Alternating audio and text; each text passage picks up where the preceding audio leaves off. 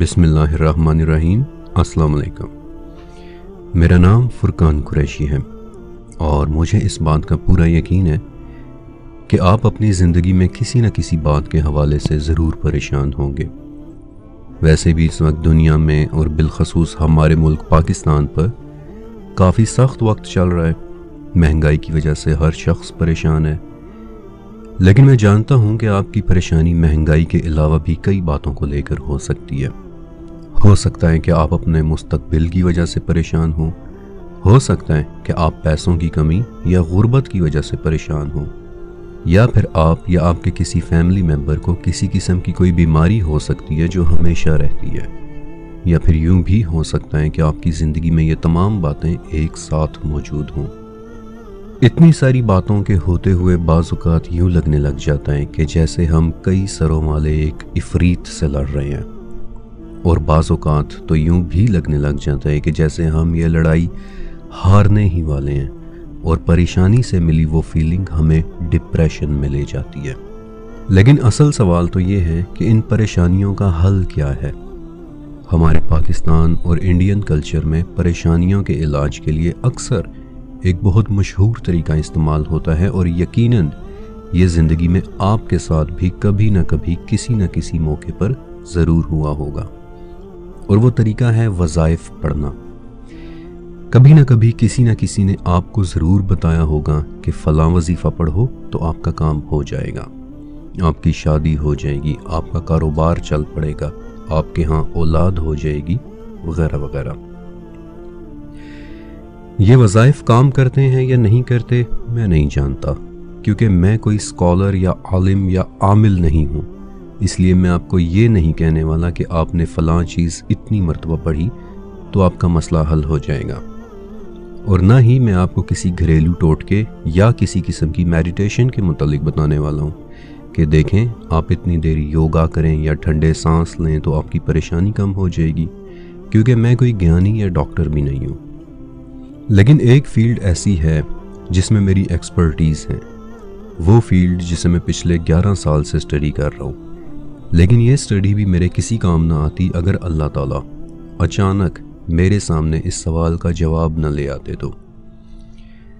लेकिन इससे पहले कि मैं आपके सामने अपना रिसर्च वर्क रखूं, मैं आपको परेशानियों के हल के मुतालिक कुछ दूसरे एक्सपर्ट्स की भी थ्योरीज बता देना चाहता हूं, ताकि आपको ऐसा ना लगे कि मैं सिर्फ अपनी ही बात को सही मानता हूं।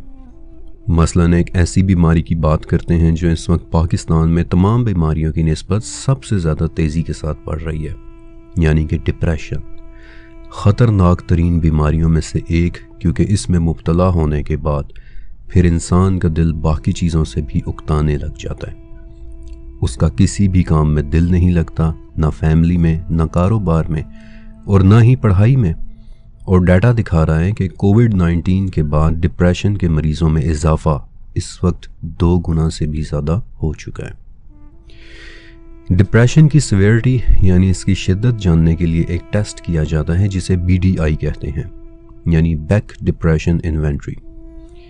इस टेस्ट में 21 सवालात होते हैं, और इस वक्त ये साइकोमेट्रिक टेस्ट्स में सबसे ज़्यादा इस्तेमाल होने वाला टेस्ट है, और ये बताता है कि इस वक्त आपकी परेशानी या आपका डिप्रेशन किस हद तक ख़तरनाक हो चुका है। लेकिन इस वीडियो का मकसद आपकी परेशानी को डिस्कस करना नहीं है, बल्कि आपको इस परेशानी का हल बताना है। अगर आप अपनी इस परेशानी या डिप्रेशन का हल किसी डॉक्टर से पूछें तो वो आपको कुछ हद तक माइल्ड सेडेटिव्स दे देगा, यानी ऐसे सब्सटेंसेस, ऐसी अद्वियात जो आपके दिमाग या दिमाग के कुछ हिस्सों को सुन कर देती हैं और आपको वक्ती तौर पर सुकून आ जाता है। और अगर आप अपनी परेशानी या डिप्रेशन का हल किसी साइकोलॉजिस्ट से पूछें तो वो आपको अपनी सोच बदलने का कहेगा कि देखें, परेशान कुन बातों पर ज़्यादा तवज्जो ना दें, कोशिश करें कि खुश रहें। और सोच बदलने के हवाले से कुछ बड़ी मशहूर किताबें भी मौजूद हैं, मसलन the power of positive thinking, या फिर मसलन नेपोलियन हिल ने एक बड़ी मशहूर किताब लिखी थी थिंक एंड ग्रो रिच। बल्कि ये किताब तो उर्दू तर्जुमे में भी काफ़ी मशहूर है कि सोचें और दौलत कमाएं। लेकिन मैं आपको किसी किस्म की कोई भी किताब पढ़ने का नहीं कहने वाला। हाँ, एक बहुत ख़ास वजह थी कि मैंने आपके साथ ये जिक्र किया کیونکہ میں آپ کی توجہ کو ایک خاص لفظ کی طرف لے کر جانا چاہتا تھا، اور وہ لفظ ہے تھنکنگ، یعنی آپ کی سوچ۔ لیکن سوچ بدلنے سے کیا ہوتا ہے؟ کیا پریشانی کے متعلق سوچنا چھوڑ دینے سے آپ کی پریشانی غائب ہو جاتی ہے؟ نہیں، ایسا کچھ نہیں ہوتا۔ اور پھر صرف یہ دعویٰ بھی کافی نہیں ہے کہ صرف سوچ بدل لینے سے پریشانیاں غائب ہو جاتی ہیں۔ اس لیے میں نے انسانی سوچ پر تھوڑا سا ریسرچ ورک کیا، اور اس حوالے سے مجھے کرسٹا ٹیلر کے کیے گئے کام سے ایک چیز کی تصدیق تو ضرور مل گئی کہ ڈپریشن اور ہمارے سوچنے کے انداز کے درمیان ایک تعلق ضرور ہے۔ اور یہاں میں بتاؤں گا 18ویں صدی میں گزرے ایک امریکن گھڑی ساز فینیس کوئمبی کے بارے میں، کہ جو اپنی گھڑیاں بنانے کی وجہ سے بہت مشہور تھے۔ فینیس کو پھیپھڑوں کی ایک بیماری ہو گئی جسے آج ہم ٹی بی کے نام سے جانتے ہیں۔ اب آپ کو پتہ ہی ہے کہ اگر ٹی بی کا علاج نہ کیا جائے تو اس میں انسان کی جان بھی جا سکتی ہے، اور یہ بات ہے 18ویں صدی کی، کہ جب ابھی ٹی بی کا علاج بھی دریافت نہیں ہوا تھا۔ لہٰذا فینیس نے اپنے علاج کے لیے خود سے طریقے ڈھونڈنے شروع کر دیے، اور اس نے نوٹس کیا کہ جب وہ اپنا پسندیدہ کام کر رہا ہوتا ہے، یعنی کہ گھڑ سواری، تو اسے بہت زیادہ ایکسائٹمنٹ یا بہت زیادہ خوشی حاصل ہوتی ہے، اور اس بہت زیادہ خوشی کے دوران اسے تھوڑی دیر کے لیے اپنی بیماری کی تکلیف سے نجات مل جاتی ہے۔ چنانچہ اس نے ایک نتیجہ اخذ کیا کہ اصل چیز دل اور دماغ ہے، جسم تو صرف ان کے رہنے کی ایک جگہ ہے۔ اگر دل اور دماغ صحیح ہوں تو جسم خود بخود صحیح کام کرنے لگے گا۔ اب فینیس کو اپنی اس بات کا اتنا یقین ہو گیا کہ بعد میں اس نے اپنے ان آئیڈیاز کو لوگوں میں بھی پھیلانا شروع کر دیا، اور اس طرح آغاز ہوا ایک نئے فلسفے کا، جسے آج میں اور آپ لا آف اٹریکشن کے نام سے جانتے ہیں۔ آج کل یہ لفظ پاکستان کے ایجوکیٹڈ طبقے میں بہت زیادہ مشہور ہے، اور لا آف اٹریکشن کا عام الفاظ میں مطلب ہے کہ جیسی سوچ آپ سوچیں گے ویسی ہی باتیں آپ کی زندگی میں بھی ہوں گی، کیونکہ انسان کی سوچ ایک انرجی کی طرح ہے، اور جیسے ایک انرجی اپنے جیسی دوسری انرجی کو اپنی طرف کھینچتی ہے، ویسے ہی ایک اچھی سوچ بھی آپ کے گرد اچھے واقعات اور اچھے ایکسپیرینسز کو اکٹھا کرے گی۔ اب دنیا کے لیے لا آف اٹریکشن کا کانسیپٹ بڑا دلچسپ تھا، اس لیے اس پر کافی سارے لوگوں نے کام کرنا شروع کیا کہ کیا یہ واقعی ایگزسٹ کرتا ہے؟ کیا واقعی اچھی امید یا اچھا گمان ہماری پریشانی کو دور کر سکتا ہے؟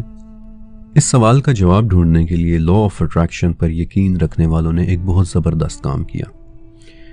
انہوں نے سوچا کہ کیوں نہ انسانی تاریخ کے تمام علوم کو ایک جگہ اکٹھا کر دیا جائے، اور پھر دیکھا جائے کہ کون سا عظیم علم وجود میں آئے گا اور وہ ہمیں کیا باتیں سکھائے گا، ایسی باتیں جنہیں ہم اپنے ذہن میں رکھیں اور زندگی کی پریشانیوں سے چھٹکارا پا لیں۔ لہٰذا ان لوگوں نے یہ کیا کہ تمام قدیم فلسفوں، مثلاً ancient Greeks, ancient Egyptians, Roman empire کے علوم اور ہنر، چائنیز کتابوں، ویدک لٹریچر اور قدیم مذاہب کی تعلیمات کو ایک جگہ اکٹھا کیا، اور ان میں سے بالکل بنیادی اور کامن چیزوں کا ایک نچوڑ نکالا، اور اب میں وہ نچوڑ آپ کے سامنے رکھنے والا ہوں، اور جو میں کہنے والا ہوں اس کا ایک ایک لفظ بہت نپاتل ہے، اور آپ نے بہت غور سے سننا ہے، کیونکہ یہ میرے ریسرچ ورک کا ایک ٹرننگ پوائنٹ ہے۔ انہوں نے یہ نچوڑ نکالا کہ ایک لامحدود قوت ہے، ایک لامحدود انرجی جو سب سے بڑی ہے، ہر چیز سے زیادہ طاقتور ہے، ہر طرف رہنے والی یعنی یونیورسل ہے، اور یہ ہمیشہ رہنے والی ہے۔ کچھ لوگ اسے خدا کہتے ہیں، لیکن ہم اس کو مکمل طور پر پہچان نہیں سکتے کیونکہ یہ انسانی سمجھ سے بالاتر ہے۔ لیکن اگر کسی طرح سے ہم اس قوت کے ساتھ خود کو ہم آہنگ یا پھر ٹیون کر لیں اور اس قوت پر یقین رکھیں تو یہ ہمیں تمام مشکلات سے نجات دے دے گی۔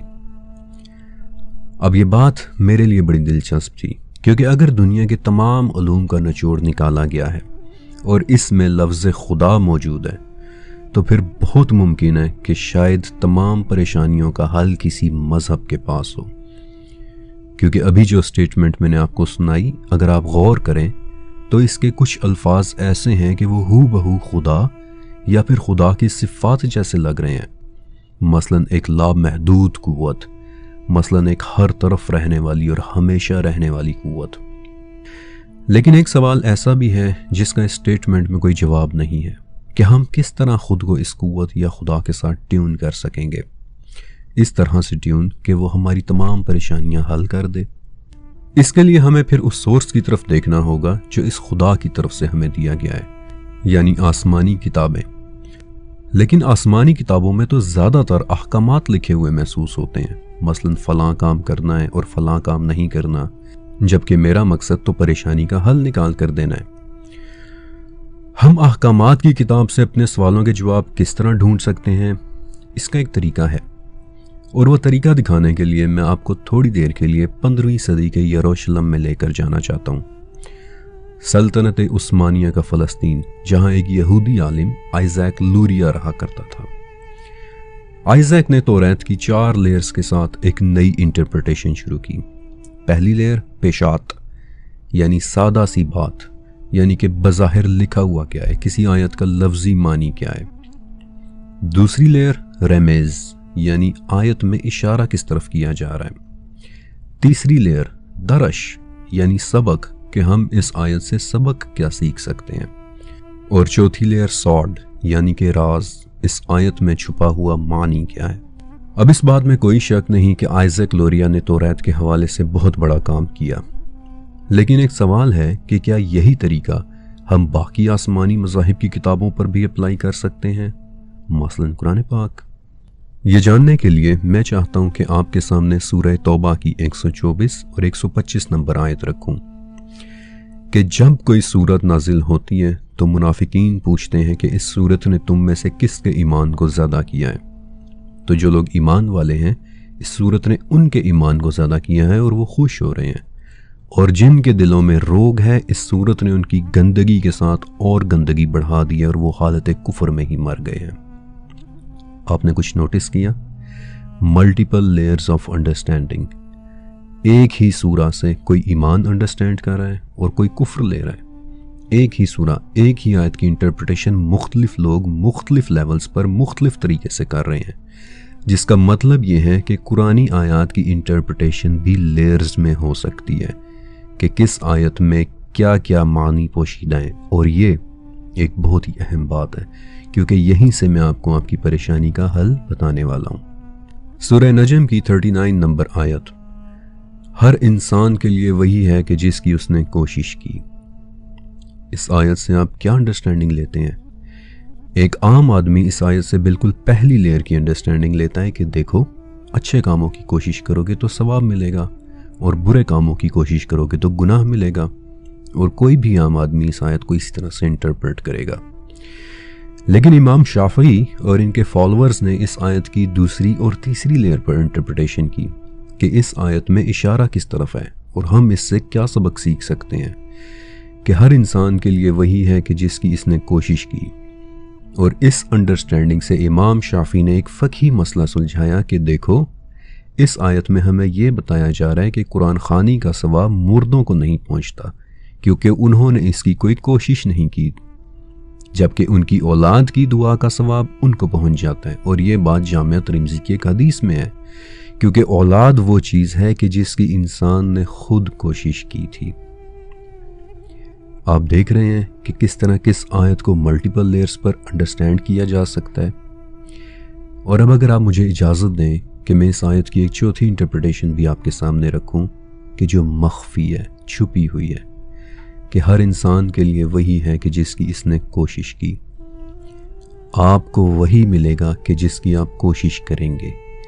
آپ کوشش کر کے اپنی سوچ کو بہتر کریں تو آپ کو ملنے والی چیزیں بھی بہتر ہی ہوں گی۔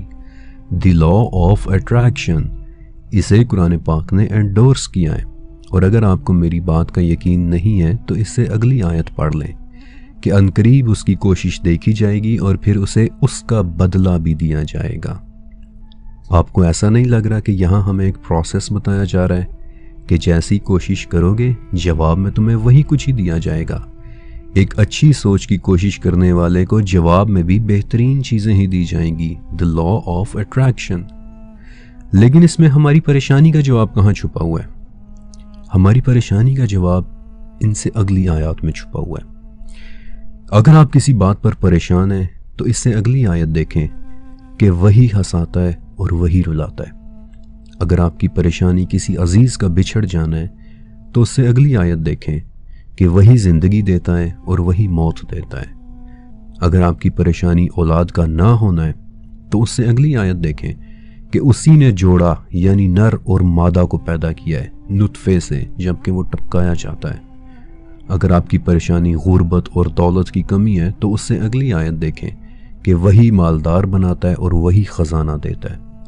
آپ دیکھ رہے ہیں کہ کس طرح ہماری سوچ کو ٹیون کیا جا رہا ہے کہ دیکھو جس طرح کی کوشش کرو گے تمہیں ویسا ہی دیا جائے گا۔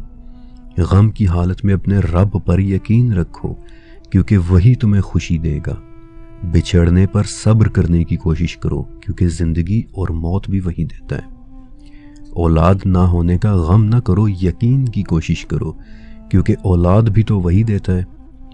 دولت نہ ہونے اور مفلسی کی فکر نہ کرو بلکہ اس پر یقین کرو کیونکہ مالدار بھی تو وہی بناتا ہے، خزانے بھی تو وہی دیتا ہے۔ آپ کو اللہ پر یقین کے ساتھ اپنی سوچ کو اس طرح رکھنا ہے کہ وہی ہمارے مسئلوں کا حل کرے گا، وہی ہمیں پریشانیوں سے نجات دے گا۔ اور اس یقین کے متعلق آپ صلی اللہ علیہ وسلم نے بھی یہی بتایا کہ دیکھو جب اللہ سے سوال کرو تو اس کوشش کے ساتھ سوال کرو کہ تمہیں اس کی قبولیت کا یقین ہو۔ اللہ اپنے بندے کی دعا قبول نہیں کرتا جو بے یقین اور بے پرواہ دل سے دعا کرے۔ ایک یقین کی سوچ رکھیں کہ جس ہستی سے میں مانگ رہا ہوں وہ مجھے ضرور دے گا، وہ میرے مسئلے کا حل ضرور کرے گا۔ آپ کو یاد ہے میں نے بتایا تھا کہ اس یقین کی تعلیم انسانی تاریخ کے تمام فلسفوں میں دی گئی ہے۔ میں آپ کو ایک اور ثبوت دینا چاہتا ہوں جو مجھے بائبل میں بھی ملا، بک آف مارک 11:24۔ حضرت عیسیٰ علیہ السلام یروشلم میں داخل ہوتے ہیں تو کیا دیکھتے ہیں کہ وہاں بیت المقدس میں کچھ لوگ خرید و فروخت کر رہے ہیں۔ تو حضرت عیسیٰ علیہ السلام ان پر غصہ ہوتے ہیں کہ کیا تم نے خدا کے گھر کو چوروں کی ایک غار میں بدل دیا؟ اور پھر وہ ان تاجروں کو وہاں سے نکالتے ہیں۔ اس کے بعد وہ اپنے حواریوں کو بیٹھے واعظ کر رہے ہوتے ہیں تو اس وقت عیسیٰ علیہ السلام انہیں ایک بہت خاص بات بتاتے ہیں کہ دیکھو جب تم دعا مانگو تو اس بات کا یقین رکھو کہ وہ تمہیں ملے گا اور وہ تمہیں مل جائے گا۔ یقین کے ساتھ اپنے مسائل کا حل مانگنا۔ اب یہاں میں آپ کو ایک بڑی خاص بات بتانا چاہتا ہوں اور وہ یہ ہے کہ لا آف اٹریکشن کہتا ہے کہ کوئی قوت ہے جو بڑی ہی طاقتور ہے، جس کی طاقت کی کوئی حد نہیں ہے، وہ لامحدود ہے، اور اگر ہم اس قوت کے ساتھ ٹیون ہو جائیں تو وہ ہمارے تمام مسائل کا حل کر دے گی۔ لیکن لا آف اٹریکشن یہ نہیں بتاتا کہ وہ قوت کون سی ہے۔ یہ سوال لا آف اٹریکشن کے لیے ایک راز ہے۔ لیکن سورہ نجم کی ان آیات میں لا آف اٹریکشن سے کہیں زیادہ رازوں کے جواب چھپے ہیں، اور انہی رازوں میں سے ایک راز اس قوت کی آئیڈینٹی بھی ہے۔ ان آیات سے فوراً اگلی آیات میں کہ وہی شعراء ستارے کا رب ہے۔ اب میرا آپ سے ایک سوال ہے کہ اگر آپ ان آیات کو اکٹھا پڑھیں تو آپ کو ایک عجیب بات نظر آئے گی۔ نارملی ان آیات میں بتایا جا رہا ہے کہ وہی ہنساتا ہے، وہی رلاتا ہے، وہی موت دیتا ہے اور وہی زندگی دیتا ہے، وہی اولاد دیتا ہے اور وہی دولت بھی دیتا ہے۔ اس بات کا یقین رکھو تو تمہیں دے دیا جائے گا۔ لیکن اس کے بعد اچانک ایک آیت آتی ہے کہ وہی شعراء ستارے کا رب ہے۔ آپ کو اچانک سے ایک ستارے کا ذکر آ جانا تھوڑا سا آڈ نہیں لگا کہ پہلے تقریباً ایک جیسی چیزوں کی بات ہو رہی ہے، زندگی، موت، اولاد، رزق، دولت، نعمتیں، لیکن اچانک آ جاتا ہے کہ وہی شعراء کا رب ہے۔ شعراء کے متعلق آپ کیا جانتے ہیں؟ شعراء ایک ستارے کا نام ہے، اور یہ کوئی عام ستارہ نہیں ہے بلکہ یہ رات کے آسمان میں سب سے چمکدار ستارے کا نام ہے، اور انگلش میں ہم اس ستارے کو سیریس کے نام سے جانتے ہیں۔ آپ کو یاد ہے میں نے آپ کو آیات کی لیئرز میں کی گئی انٹرپریٹیشن کے متعلق بتایا تھا کہ آیات کی مختلف لیئرز میں مختلف انڈرسٹینڈنگ ہوتی ہیں۔ پہلی لیئر یعنی لفظی معنی میں تو اس آیت کا بڑا سمپل سا مطلب ہے کہ ہاں آسمان میں جتنے بڑے بڑے ستارے ہیں وہ اسی نے بنائے ہیں، اور یہی ایک عام انسان کی انڈرسٹینڈنگ ہے۔ لیکن میں آپ کو صرف لفظی معنی پڑھ کر نہیں سنانا چاہتا، بلکہ میں آپ کو گہرائی میں لے جا کر اس آیت کی چوتھی لیئر کے متعلق بتانا چاہتا ہوں جسے ساڈ کہتے ہیں۔ ایک راز کہ اس آیت میں راز کون سا چھپا ہوا ہے۔ شعراء ستارے میں ایسا کیا خاص ہے کہ اچانک ان آیات میں اس کا نام آ جاتا ہے؟ اچانک ایک ستارے کا ذکر آ جانے میں چھپے راز کو جاننے کے لیے میں شعراء ستارے سے ریلیٹڈ پچھلے 4000 سال پر مبنی انفارمیشن کو اسٹڈی کیا، اور میں نے دیکھا کہ تاریخ میں شعراء ستارے کو 50 سے زیادہ نام دیے جا چکے ہیں۔ مثلاً اس کا ایک نام قدیم مصریوں نے رکھا تھا، الحبور، یعنی کتے کا سر، اور شاید یہ آپ کو ایک بے معنی سا نام لگے، لیکن اگر آپ نے ایجپشن مائتھولوجی کو اسٹڈی کیا ہے تو آپ جانتے ہوں گے کہ کتے کے سر والا انوبس قدیم مصریوں کے لیے ایک معبود تھا، یعنی شعراء ستارہ قدیم مصریوں کے لیے ان کے معبود کی ایک شکل تھا۔ پھر انڈیا میں شعراء کا سنسکرت نام مرگوید تھا، یعنی ہرن کا شکاری، جو ایک ہندو خدا رودرا یا پھر شیوا کا نام ہے، یعنی شعراء ان کے معبود کی ایک شکل تھا۔ پھر ساؤتھ انڈیا کی مالاباری زبان میں شعراء کا نام مکر جیوتی، جس کی سبری مالا مندر میں عبادت ہوتی تھی، ان کا ایک معبود تھا۔ اسکینڈینیوین ممالک یعنی ناروے اور سویڈن اور ڈنمارک میں شعراء کا نام لوکابرینا، یعنی لوکی کی مشال، جو نورس مائتھولوجی میں بھی ایک معبود تھا۔ پھر میڈیول یورپ اور عرب دنیا میں شعراء کا شمار ان 15 ستاروں میں ہوتا تھا جو جادو کے لیے استعمال ہوتے تھے۔ زرتشت، جو کہ قدیم ترین مذاہب میں سے ایک ہے، اس کے مقدس ٹیکسٹ آوستا میں شعراء کو تیر کہہ کر ریفر کیا گیا ہے، جس کا مطلب معبود ہوتا ہے۔ اور سینیگال اور موریتانیہ کے کلچرز میں شعراء کا نام یونیر ہے، جو پوری کائنات کا ایک سمبل ہے۔ آپ کو یہ ساری انفارمیشن سننے کے بعد ایک پیٹرن بنتا ہوا نظر آ رہا ہے، وہی شعراء ستارے کا رب ہے۔ اس میں کیا راز چھپا ہوا ہے کہ اس پر یقین رکھو، کیونکہ وہ تمہارے معبودوں کا بھی معبود ہے، وہ ہمیشہ سے ہے، تم سے پہلے والوں کی پریشانیاں بھی وہی دور کرتا تھا۔ اس پر یقین رکھو، وہ تمہاری بھی پریشانیاں دور کرے گا۔ لیکن وہ کون ہے؟ وہ کون سی قوت ہے کہ جس پر ہمیں یقین کرنا ہوگا کہ وہ ہماری پریشانیاں ختم کر سکتا ہے؟ اس بات کا جواب آپ کو ان آیات کے شروع میں ہی مل جائے گا کہ اس کا ذکر تو موسیٰ اور ابراہیم کے صحیفوں میں بھی ہے۔ اور اس پوائنٹ پر میں آپ کو آج سے 4000 سال پہلے دیا گیا ایک پیغام سنوانا چاہتا ہوں، جو پہلے ابراہیم علیہ السلام کو دے کر بھیجا گیا، پھر موسیٰ علیہ السلام کو بھی، اور اسی پیغام کو داؤد علیہ السلام بھی پہاڑوں میں پڑھا کرتے تھے، اور پھر جس پر پہاڑ بھی ان کے ساتھ تسبیح کیا کرتے تھے۔ اور یہ پیغام توریت میں لکھا ہوا ہے، اور میں چاہتا ہوں کہ آپ اسے سنیں۔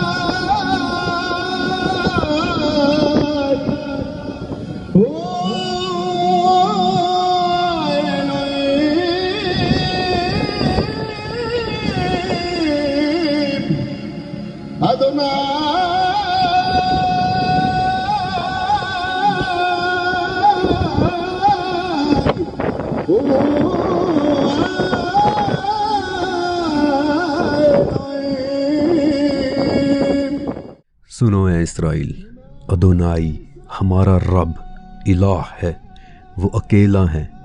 ادونائی یعنی ہمارا رب وہی الہ ہے، ہمارا رب اکیلا ہے، وہی الہ ہے۔ یہی پیغام آپ کو اسلام میں بھی ملے گا، دن میں 5 مرتبہ ملے گا۔ اشہد ان لا الہ الا اللہ، اشہد ان لا الہ الا اللہ۔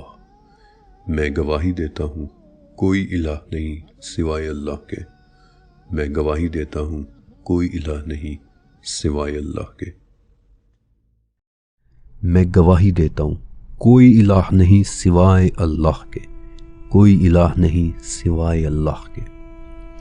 یہ وہ الہ ہے جس پر ہمیں یقین کے ساتھ امید باندھنی ہے کہ وہی ہماری پریشانیاں دور کر سکتا ہے۔ اور اس پر یقین کا اظہار کیسے کرنا ہے؟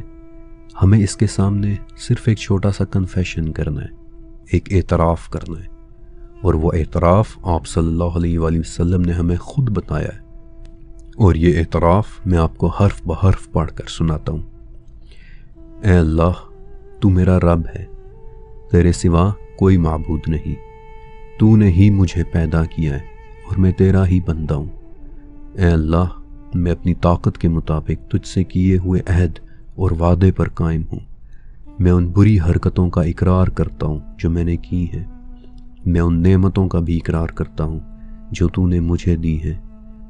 مجھے معاف کر دے، تیرے سوا اور کوئی بھی گناہ معاف نہیں کرتا۔ آپ جانتے ہیں کہ نبی کریم صلی اللہ علیہ وآلہ وسلم نے فرمایا تھا کہ جس نے اس دعا کے الفاظ پہ دل سے یقین رکھتے ہوئے اسے مانگا اور دن کو اس کی موت ہو گئی تو شام سے پہلے وہ جنتی ہے، اور اگر رات کو اس کی موت ہو گئی تو صبح سے پہلے وہ جنتی ہے۔ اوریجنل لا آف اٹریکشن، کہ اس پر یقین رکھو کہ وہ ہماری پریشانیاں دور کر سکتا ہے، اور صرف وہی ہے کہ جو کر سکتا ہے۔ مسند احمد میں صفوان بن محرز کہتے ہیں کہ میں عبداللہ ابن عمر رضی اللہ تعالیٰ عنہ کے ساتھ تھا، تو ایک آدمی آیا اور اس نے پوچھا کہ قیامت والے دن اللہ اپنے بندے سے سرگوشی کرے گا، کیا آپ نے کبھی اس کے بارے میں نبی سے کچھ سنا ہے؟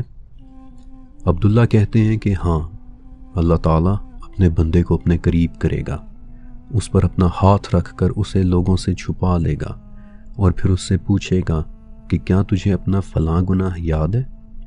کیا تجھے اپنا فلاں گناہ بھی یاد ہے؟ کیا تجھے اپنے فلاں گناہ کا علم ہے؟ یہاں تک کہ وہ شخص اپنے تمام گناہوں کا اعتراف کر لے گا اور وہ سمجھے گا کہ اب بس وہ ہلاک ہونے ہی والا ہے، لیکن تب اللہ تعالیٰ اس شخص کو کہے گا کہ میں نے دنیا میں تیرے ان گناہوں کو لوگوں سے چھپا کر رکھا، اور آج میں تیرے ان تمام گناہوں کو معاف کرتا ہوں۔